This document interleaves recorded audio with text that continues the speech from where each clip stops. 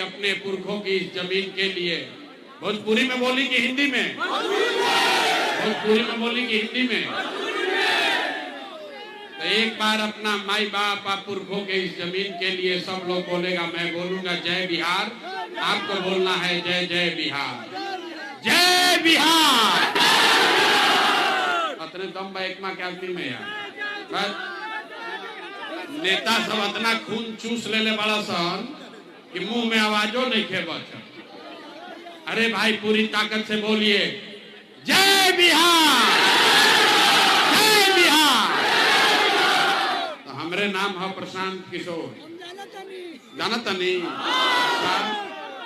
नहीं की जानत कि हम नेता ना है। रवा सुन के आई बनी कि नेताजी आई बड़ा नहीं जा, नया एगो दल बनल बा जन सुराग, एक चुनाव चिन्ह है स्कूल के बस्ता आ सब लोग के बुलावल गइल बा कि आओ रे भाई स्कूल के बस्ता पर वोट देव जा तो जीवन सुधरी। तो अगर ये सुन के आइल बानी तो भैया हम नेता नहीं हैं, आप वोट वोट नहीं मांगेंगे, हम वोट मांगते ही नहीं हैं।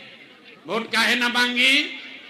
ए भाई वोट मांगे वाला तो हर एक दो बरिस पर कोई ना कोई रउआ यहाँ आवते बा।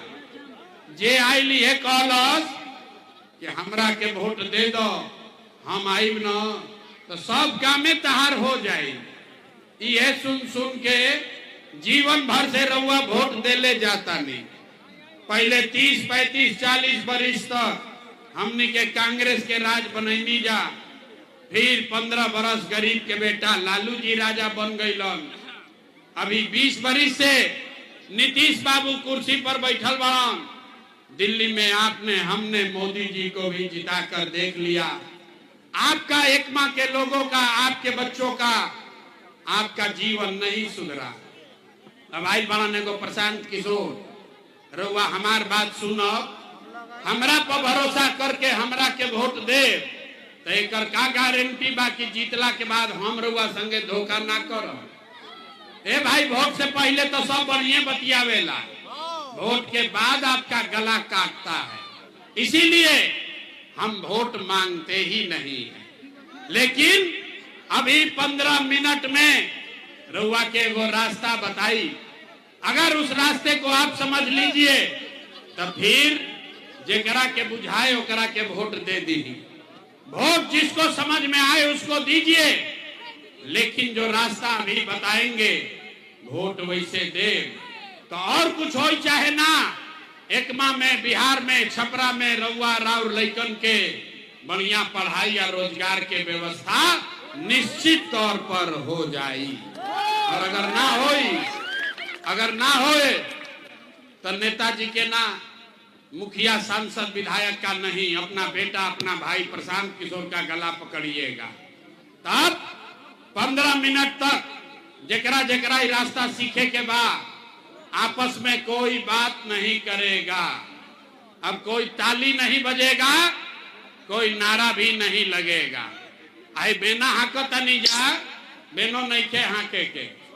यही गर्मी में कहतन गर्मी बा, यही गर्मी में राउर घर के सवांग, आपके घर का बच्चा 50 लाख बिहार का लड़का किसी फैक्ट्री में अपना हड्डी गला रहा है, पेट काटता है कि 6000, 8000 घरे भेजेंगे तो हमारा बाल बच्चा खाएगा।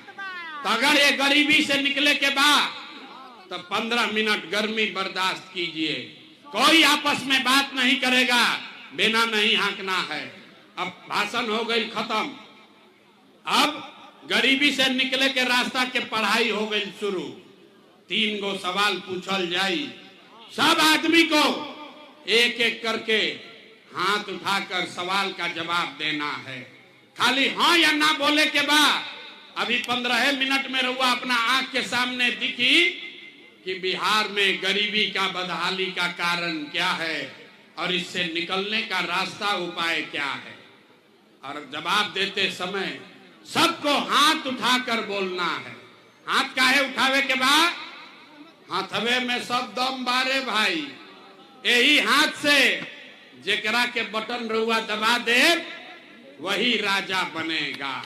तो हाथ में ही सारा खेला है।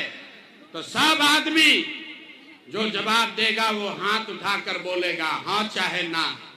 सारे लोग एक बार जरा सोच के बताइए, आपके गांव पंचायत में और कुछ हो या ना हो, आपके लिए, आपके बच्चों के लिए बढ़िया पढ़ाई रोजगार का व्यवस्था होना चाहिए कि नहीं होना चाहिए?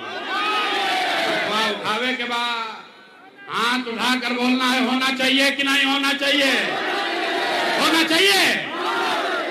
अरे एक माँ में आदमी कितना समझदार बाड़न। आप चाहे पढ़े लिखे हैं या अनपढ़, हिंदू हैं या मुसलमान, अगड़े हैं या पिछड़े, अमीर है या गरीब, महिला है या पुरुष, युवा है या बुजुर्ग, सबने कहा कि ना भैया पढ़ाई या रोजगार तो हो कहीं के चाहिए। इतना बात तो सबके बुझाता, कौनो प्रशांत किशोर के जरूरत नहीं थे। आपको मालूम है, अगर आपके बच्चे के लिए, आपके लिए बढ़िया पढ़ाई रोजगार हो जाओ तो कोई मुखिया बनो, कोई विधायक बनो, लालू बने, नीतीश बने, मोदी बने, प्रशांत किशोर बने, अगर आपके बच्चे के लिए पढ़ाई रोजगार हो गया तो आपका जीवन सुधर जाएगा। अब आप देखिए, आपके बदहाली का, बर्बादी का कारण सब आदमी एक बार अपने अपने बच्चों का चेहरा याद कर लीजिए। सब आदमी अपन अपन लड़कन के चेहरा याद कर लीजा और अपने बच्चों के नाम पर एक बार ईमानदारी से बताइए, आप में से किसने जीवन में एक बार भी अपने बच्चों के पढ़ाई रोजगार के लिए वोट दिया है?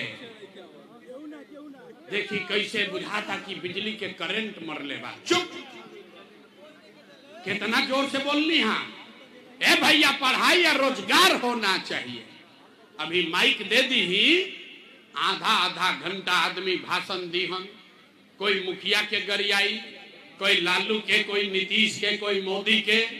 अरे भाई, आपने तो अपने बच्चों के पढ़ाई रोजगार के लिए आज तक वोटे नहीं दिया, तो दूसरे को दोष क्यों देते हो? अब कोई खड़ा होके कही कि भैया एक का गारंटी बा कि पढ़ाई रोजगार खातिर वोट दिहल जाई तो हमनी के मिली? बिहार में तो सबके वोट दे के देख लेनी जा, आज तक कुछो ना मिलल, तो एक का गारंटी बा कि पढ़ाई रोजगार मिली? बिल्कुल इसका गारंटी है।